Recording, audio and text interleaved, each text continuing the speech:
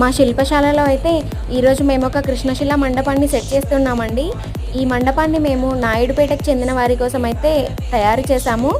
వారు విజిట్కి వస్తున్నారు, సో అందుకని ఈ రకంగా అయితే సెట్ చేస్తున్నామండి.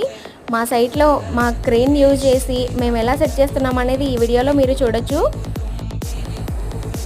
చాలామంది అడుగుతున్నారండి మీ లొకేషన్ ఎక్కడ అని.